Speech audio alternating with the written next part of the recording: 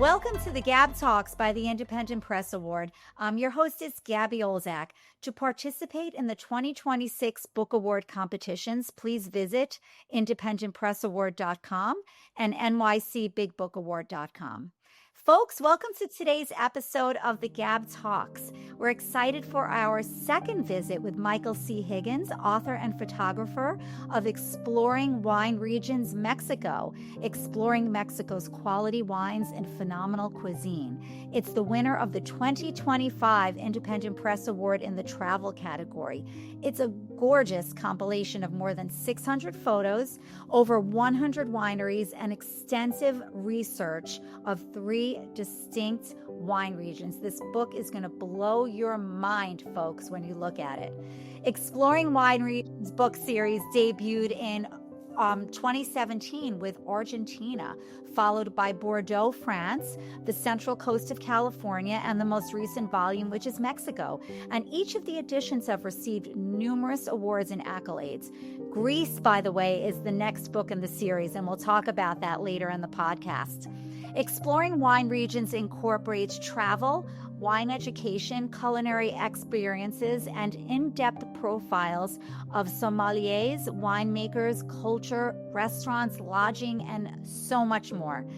For over 20 years, Michael has been the publisher of Flying Adventures magazine, a lifestyle travel magazine for food and wine lovers and who travel via private airplanes, lucky ducks. And yeah, Michael is a publisher, author, photojournalist, private pilot, food enthusiast, and wine expert. He's an accomplished and published photographer. His work has been featured in National Geographic, Forbes, and Decanter magazines. A true Renaissance man. Michael earned a BA in commercial art, an MBA, and a PhD in business administration. He's a California native, and he joins us today from Pasadena, California. Congratulations, Michael. Welcome back to the Gab Talks. It's great to see you again. Well, thank you, Gabby. That was so nice of what you just said. My gosh. It's all true. I didn't lie about anything. I was going to say you're hired. I want to take you home. Well, let me tell you, this book was just, it was fantastic. So beautiful and full of many surprises, which we're going to talk about. Thank you. Michael, when we last spoke, we dove deep into the Central Coast wine region. You then shifted to Mexico and are now working on Greece. That brings you to 5 volumes in total. Yes. Wow. That you've been busy, real busy. You describe yourself as a photojournalist, award-winning author, which you are, and a valiant adventurer, no doubt. So, Michael, share with our listeners, why do you do what you do, and what's the most rewarding aspects of this project? Wow. I'm going to start with the second question. Okay. The most rewarding part is the research, because I go there and I drink the wine and I eat the food and I experience everything. Oh. And I love photography, which is why the photography is so prominent in the book. Yeah. It's everywhere. Hold up the book, I'll tell you this. What you're talking about. Gorgeous. Yeah. Oh, yes. But, to answer your first question, I started with Argentina, like you said, and then Bordeaux. But these next three books actually have a theme to my desire to introduce people to wine regions you would not normally think about. Because like with California, I didn't do California. I didn't do Napa. I didn't do Sonoma. I did the Central Coast of California because people don't realize how good that is. It's spectacular. Yeah. And now Mexico, people don't even think of Mexico for wine, but the wines are great. And so I want to introduce people to Mexico and the wines and the foods. And the same thing's true with the next book with Greece. My gosh, I thought Greece was going to be this little book, but it could be my biggest book. It's just so extensive with all of the wine regions. It's all over Greece. Wow. So that's really why I'm doing it, is to help people find and give them the insider, travel guide to the wine regions. And you do, getting back to Mexico, you cover 3 regions in Mexico, including the Valle de Guadalupe, which Yep. I understand is becoming kind of famous, but your book really goes beyond that. It goes really deep. And, as we talked about before the podcast started, Michael, it's not the Mexico that most of us envision, which is, let's face it, tequila, not wine. We all think of tequila, That's right. Mexico. In fact, you've even said that although you're a lifelong visitor of Mexico, you never thought of Mexico for wine. So what led you to discover this side of Mexico as a wine region? Well, what's even crazier about me not thinking of Mexico for wine is I've lived in Southern California my whole life. Yeah. And I grew up in San Diego. That's about as close to Mexico. And that Valle de Guadalupe is only an hour over the border. And I never went. Never. I mean, I knew it was there, but I never really thought it had any importance until the book came up. But to answer your question, when I started with the California book, I thought of Baja California because it's still California, just a different country. Right. And so I started researching Valle de Guadalupe. And then when I did the central coast of California, I couldn't put Valle de Guadalupe because they're not the central coast of California. And that's what led me to do Mexico as its own book. Interesting. And then you discovered these other regions along the way. But didn't you get a phone call or from your one of the winemakers? I did. How did that work out? And what's that Argentinian connection with Mexico? What's happening there besides the language? Well, so, Argentina is my first book.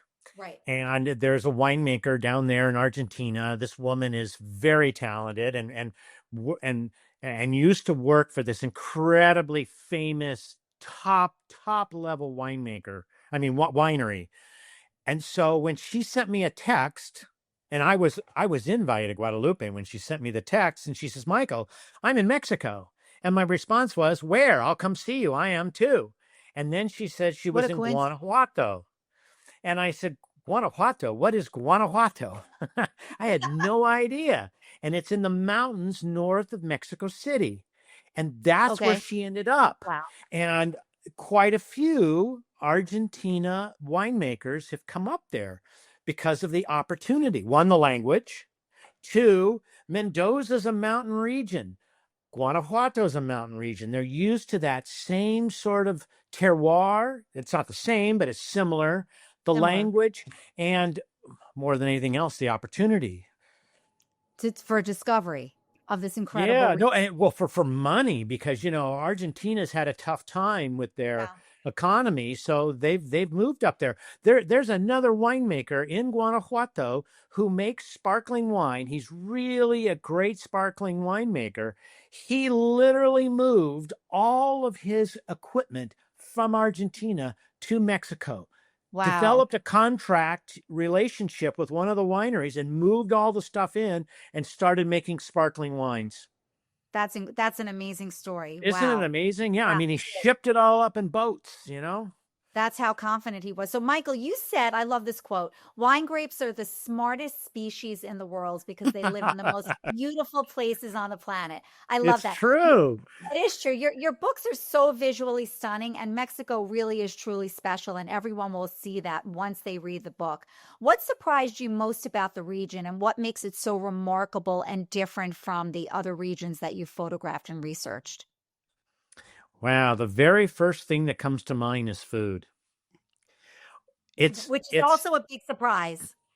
Well, it's a big surprise. Yeah. And I'm not talking about Mexican food. I'm talking about international cuisine, gourmet, beautiful presentations. But the surprise is that most of the wineries have these gourmet restaurants. Wow. And when you say gourmet, they can compare with Michelin star restaurants. Oh my gosh. It's you will feel like you are in Beverly Hills at a Michelin star restaurant at 75% off. Wow. So how does that food culture, which is not renowned but might shortly be, interact with the whole wine scene? How does that work out if all of the wineries have these gourmet restaurants? How did this all happen without anyone knowing about it? Isn't it crazy? Well, Yeah. when I was in this was another text message. I'm in Valle de Guadalupe, and I get a text message from a friend, well, an acquaintance. I hadn't talked to her in years, and she sends me a text message, and I tell her I'm in Valle de Guadalupe, and she goes, "Oh my gosh, I go there 3 to 4 times a year." And I said, Wow. "Well, then you've got to tell me, which winery should I go to?" And her response was, "I don't go there for wineries. I go there for the food."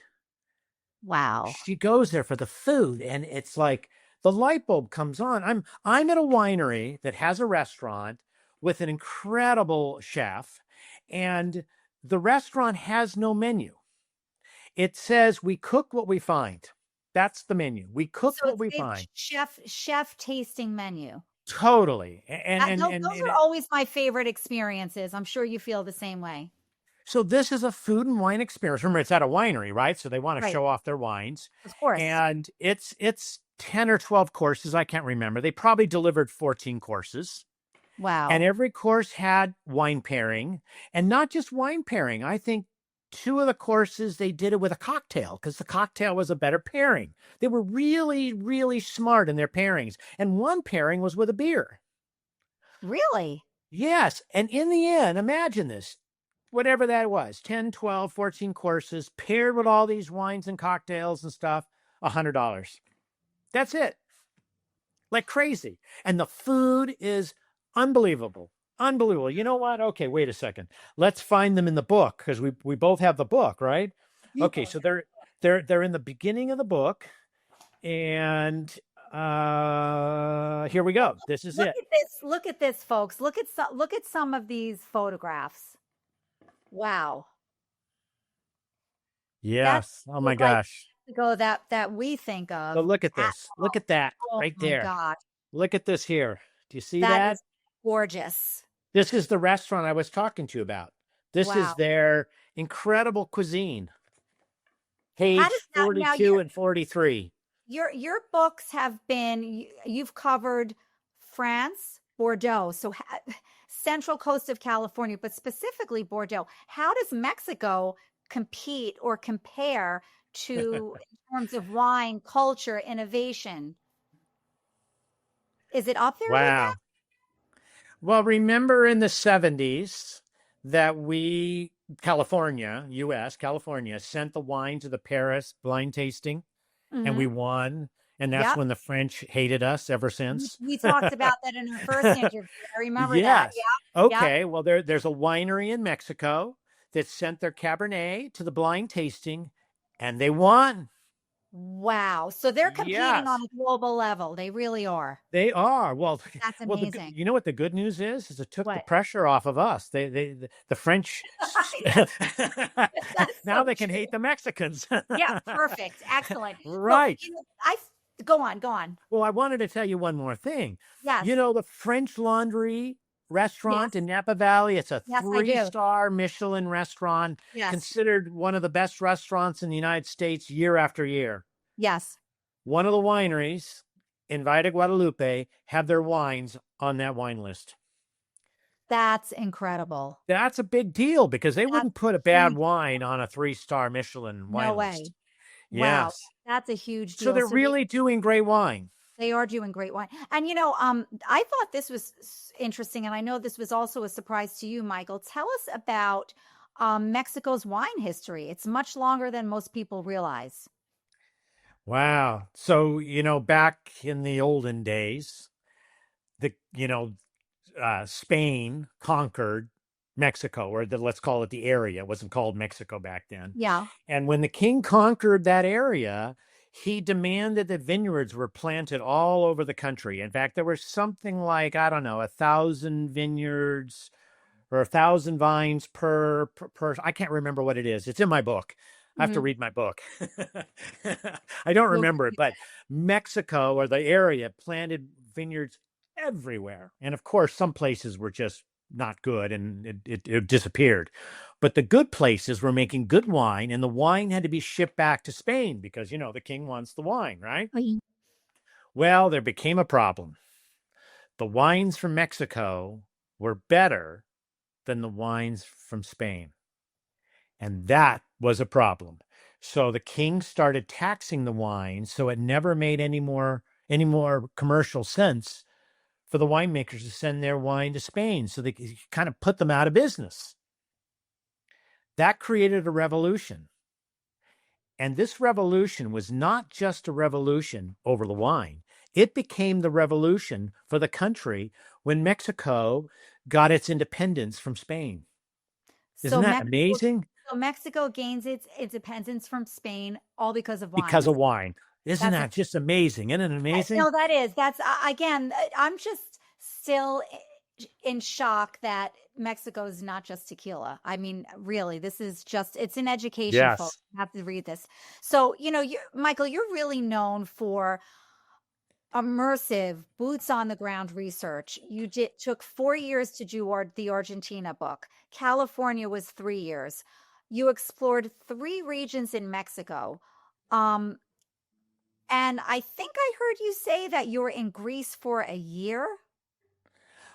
Well, I've been going to Greece now for 3 years in a row.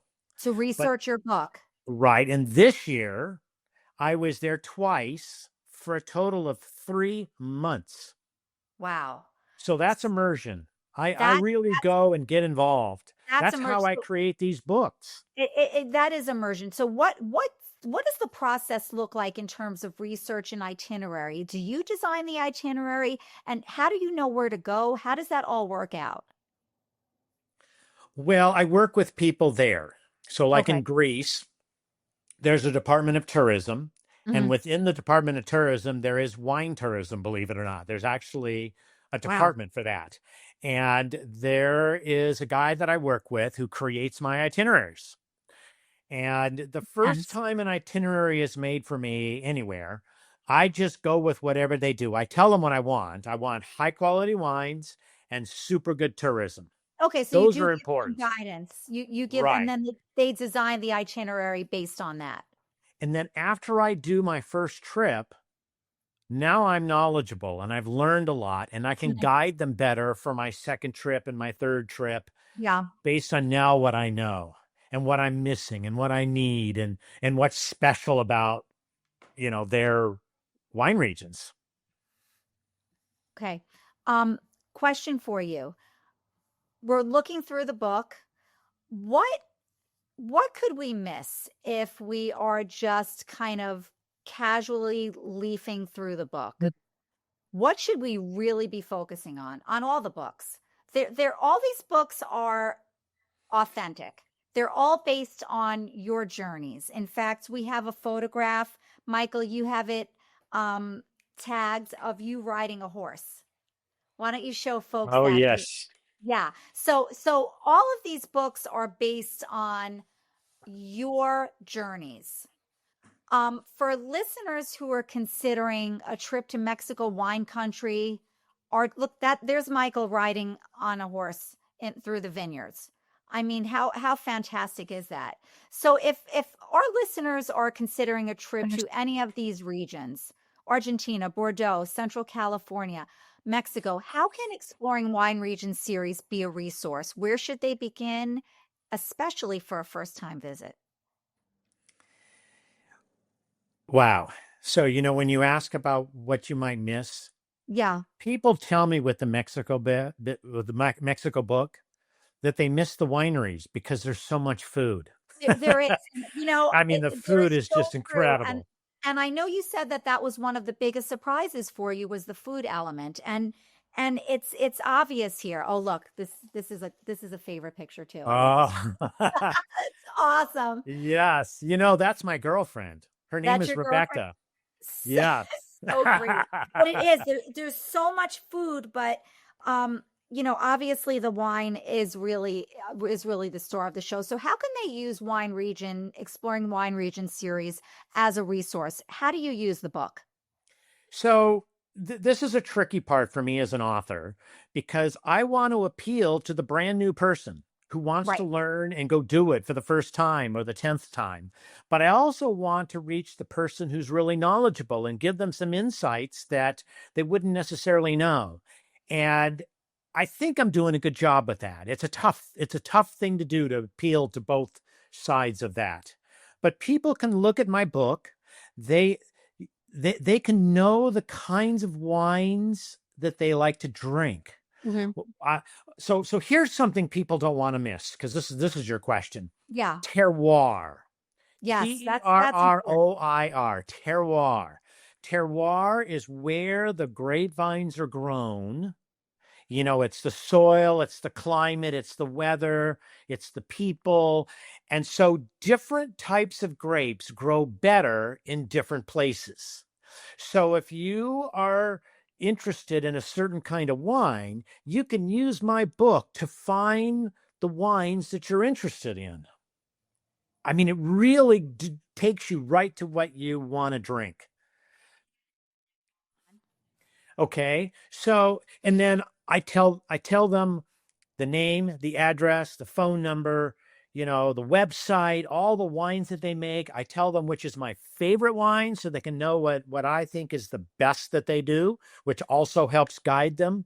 And then while my printed book is big and heavy, which you might not want to travel with, and it's a beautiful coffee table book, which is perfect for a gift, but you may not. Beautiful gifts book also. But you don't want to ruin it traveling. So yeah, we've created the travel edition, a digital ebook travel edition. And in that travel edition, these addresses and phone numbers and website and emails are all active links. And my favorite part of the digital book is I can click on the address and it opens up the maps and it navigates me to the winery. Wow, can't be any easier than that, honestly. And it's so helpful, because you don't know where you're going.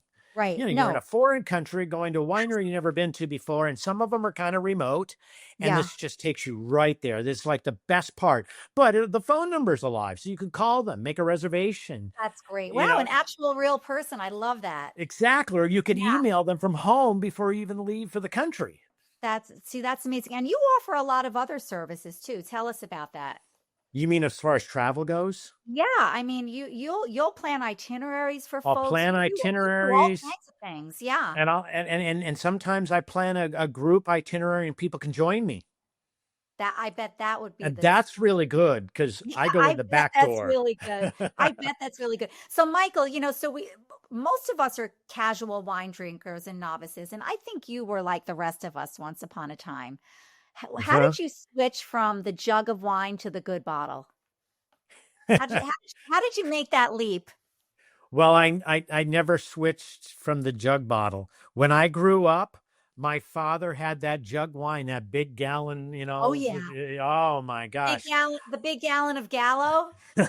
Exactly. Yes, exactly. Right. I had that one too on my table. Yep. So here's what I knew about wine. It tasted terrible. I wanted nothing to do with it. That's so funny. And it wasn't until later, as an adult, somebody put a great glass of wine in front of me, and I sort of, with reservations, took a taste and said, "Oh my God, what happened? This is amazing." So really, I went straight in from quality wine from the beginning, because the bad wine kept me away from wine. So as soon as you really started drinking wine, it started with the good stuff, and then you couldn't stop. Right. And you know what? You have to drink the good stuff. And once you drink good stuff, you can't go back. All you want is better and better and better. That's true. As with anything. So if you could only drink wine from one country for a year, which one would it be? I can't do it. You can't do it? Possible. No. Too many good. Okay. Well, think about it. So Bordeaux, France, that is the home of Cabernet Sauvignon. Right. Love that. And Cabernet Sauvignon is the most planted grape all over the world. Cabernet Sauvignon is what's made Napa famous. Yeah. We talked about Guanajuato in Mexico. That's what they do best there, is Cabernet Sauvignon. Oh, okay. So the whole world plants Cabernet Sauvignon because it's the most purchased wine, most planted grape. So when you ask me about which country, well, I love Cabernet Sauvignon, but it doesn't matter the country. It matters the terroir. As long as the terroir is excellent, then they can make excellent wines. But you see, I'm a Pinot Noir drinker too, which is kind of the opposite of Cabernet. It's the light red wine, and needs a different terroir. Well, is there a wine region that you think is underrated? I Wow, mean, underrated. you have, well, you have Greece coming out, underrated. Mexico, Underrated. underrated. Central Coast of Um, California, underrated. They're all underrated. underrated. So what's the next one after? Overrated. See, overrated is like Bordeaux Oh, because they're famous. That's like the overrated. home of all these famous grapes. Yeah, And you got to go, you've got to go. of course. So if you could teleport to any wine region, not Mexico, besides Mexico, where would you go? Any wine Well, region. oh, it's easy actually because I've been doing Greece. I would go to Greece. Oh my Would you, gosh, absolutely. is that your favorite so far? Well, I've spent the last 3 years going there. I'm so Yeah. in tune with what they're making, and they make great wines. They really do. I think you went there for your honeymoon to Santorini, and Santorini is known for Assyrtiko is the wine they have there. It's a white wine. It is incredibly delicious, but it's becoming so famous. The quality is so high that the price of grapes for the Assyrtiko on Santorini Island is more expensive than the grapes in Champagne or Burgundy. Wow, really? That's See, what's crazy. You would never know that. And so the rest of Greece is planting Assyrtiko because the demand is so high and it's their most famous grape, but it what doesn't was taste the same unless it's on the terroir of Santorini Island. It's so delicious. It's incredible. what makes I want to circle back to Mexico. What in terms of terroir, what makes Mexico so unique and what makes it the perfect spot actually to grow wine? Well, let's start with Valle de Guadalupe, Yeah. which is where it's something like 90 or 95% of the wine in Mexico comes from. That they really are the producer. Okay. And they're on the West Coast, the Pacific Ocean, with a valley. It's in a valley. Valle means Valley of Guadalupe. They have the exact same concept of terroir that the rest of California, Napa, Sonoma, Santa Barbara, all of the wine regions in California, because remember, they're California, they're Baja California. So what Yeah. happens is in all these places we just talked about, is there are valleys that get hot, and then the Pacific Ocean is very cold, and that cold comes in and it gives a huge extreme of temperature from day to night. And Uh-huh. that's what wine grapes want. The bigger the range, the better it gets. And so they have that. And that's not necessarily unique, but I wanted to say that because they have the same terroir as California. There's no mistake for the fact why they're producing such good wines. But let's go to Guanajuato and Yeah. Querétaro because those are the other two places. And those places are unique, very unique. So there's a parallel on the northern and southern hemisphere of the 30 to 50 parallel. That's where all the wine regions are in the world, between 30 and 50. And Valle de Guadalupe is within that 30 to 50. But Guanajuato is not. And Querétaro is the state right next to it to the east. It's not. It's too far south. And you would never expect it to work. But the altitude is super high. They're in the mountains. It The starts elevation. at 6,500 feet. So these Wow. grapes are at high altitude. So now think about this high altitude, great exposure from the sun, right? Intense exposure from the sun. And then because of that mountainous region, it gets cold at night. They're getting that range. And that's It what the great, makes it work.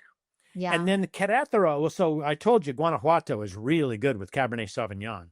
But Yeah. next to them is Querétaro, and Querétaro is the sparkling wine region. If you love champagne, this is where you want to go.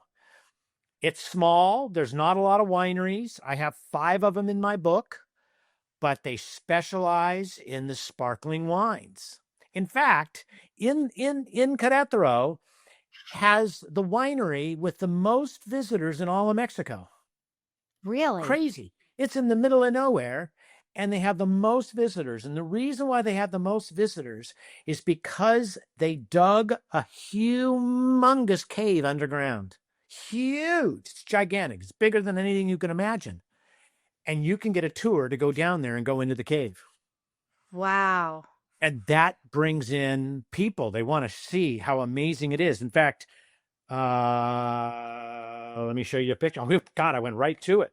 Look at this. Mexico, you have a picture. That's great. Mexico must have, they must have really appreciated your research time and, of course, the book, because Mexico, as we know, relies tremendously on tourism.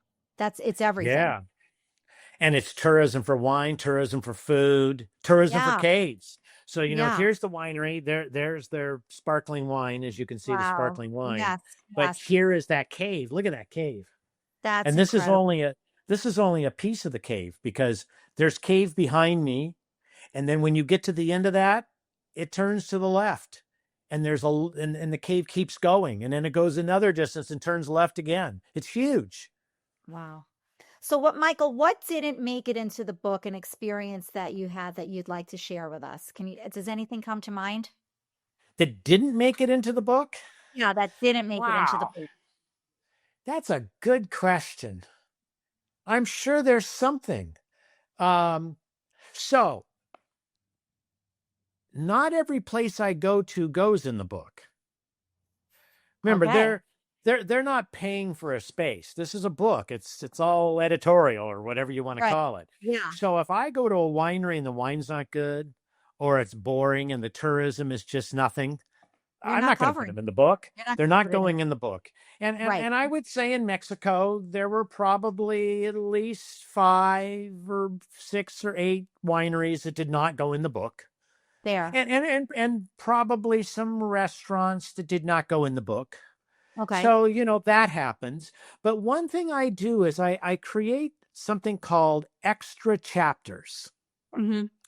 And extra chapters is the answer to your question.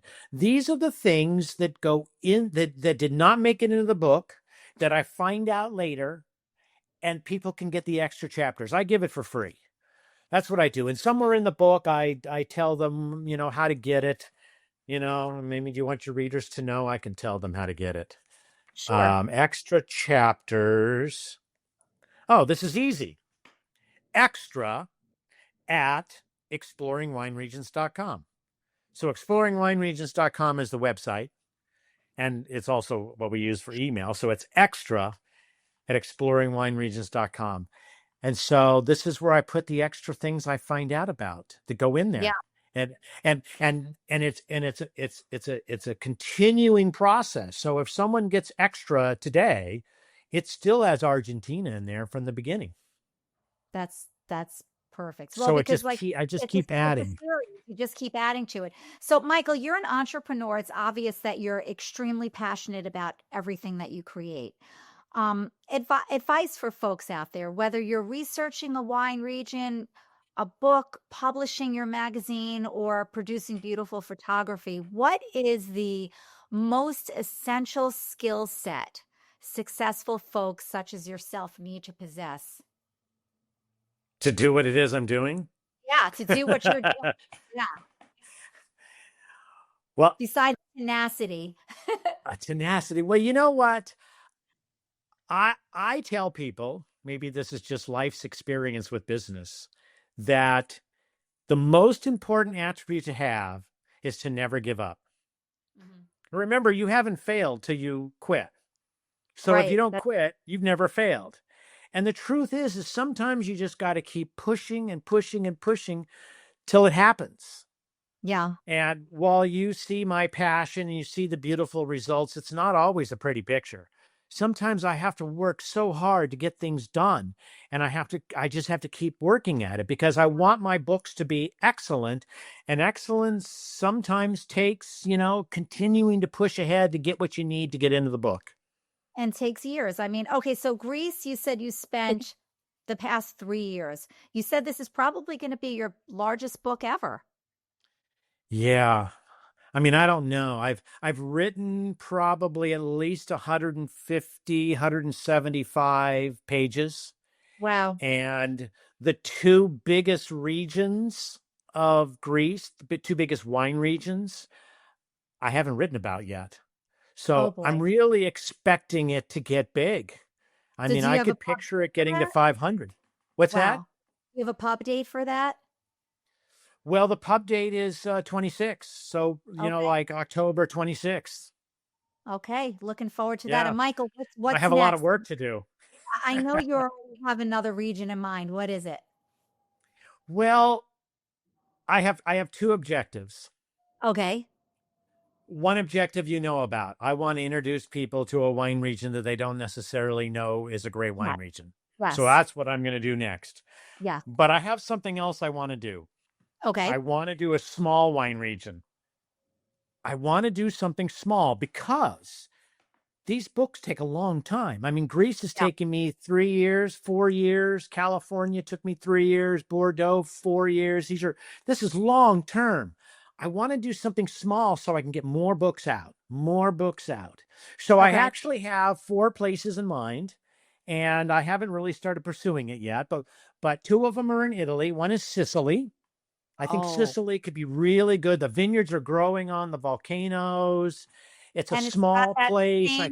Climate that the climate, the food, everything about it it's perfect. And it's a small book. I can get it done. I want to do more books. Yeah, that sounds. Then the other one in Italy is the heel of the boot. You know how Italy is a boot. The heel. Nobody knows anything about the heel, but it's a wine region, and it's like it has less tourism. I mean, what a great place to go! I'm actually really excited about doing that one. That's exciting. So when do you get started with all of that? I want to get Greece done.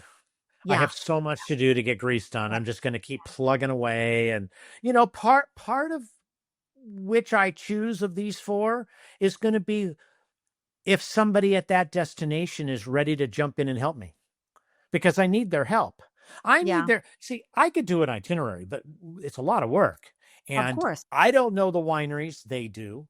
I don't know how to reach them. They do. Right. They can put it all together easily. So I need their help. I need their help because they know who has great wine and great tourism. Yeah. So, whichever of these 4 kind of steps up to the plate first, I'll do first. And then whoever steps up to the plate second, I'll do second. But this is what I want to do. That's fair. Well, that sounds really exciting, and we're looking forward to all of it. So, Michael, lastly, you offer a slew of services, resources, and folks, all of these books, it's the holidays, fantastic gifts. Absolutely wonderful. Where can our listeners find out more about you? Because you're a very interesting person, and also purchase Exploring Wine book series, which incidentally, again, make awesome gifts. Yeah, they do make a good gift. They're either $35 or $45, depending on how big they are. So like Mexico is $35. And it's so impressive. What a great gift, It is. It's absolutely beautiful. Where they can find out about me and the books, of course, our website, which is exploringwineregions.com. Okay. And our distribution is really good. We have a great distributor, so you can get them at Barnes & Noble stores, as well as Barnes & Noble online. You can get them at Amazon, but you can get them at your small bookstore in your town. And wine shops, they're all over the country. I mean, it's really extensive. And I get surprised. The other day, I was looking for something online at Walmart. They carry 3 of my books. I'm thinking, wait a minute, how did that happen? Oh, my goodness. That's wonderful. So it's like they're everywhere, That's great. And maybe, go ahead. No, go on. I was going to say, since it's Walmart, they discount the books. So it's a good price going there. Oh, okay. Thanks for the tip. So that's good to know. But there's another thing to know, though. If they come to my website and they mention that they heard about us from you and what we're doing right now, I will personally autograph them. Because if they buy it from a bookstore, it's not going to be autographed. But if it's from me, I'll autograph them. And if they want to give them as a gift, I can autograph them, personalize it to the person that they're giving the gift to. Very nice. Very nice touch. I love that. Wow. This has been so much fun. Mike, it's always great to chat with you. Thanks for joining us at the Gab Talks Thank today. you, Gabby. I hope we're going to see you at book camp and the awards dinner in New York in April. That would be so much fun. Yes, I'm really thinking it works. I'm excited to come. We I can didn't make it this year, but I made it the year before, and it's We really did a our valuable first year. experience. That was wonderful, and we can have a share a glass of Pinot Noir together. That would be Oh, I fabulous. can't wait, Gabby. That'll be perfect. Thank you Thank you so for much, all these great Michael. questions today. You're welcome, and thank you so much for giving us so many beautiful photographs, so much to read about, so much to think about, and so much to discover. It's been great. Thank you. Thank you. And folks, join us next podcast when we chat with Ivana Alfason, author of The Soul of War, Ukraine, where every step tells their story. This is your hostess, Gabby Olzak of the Gab Talks. Until next time, keep on reading.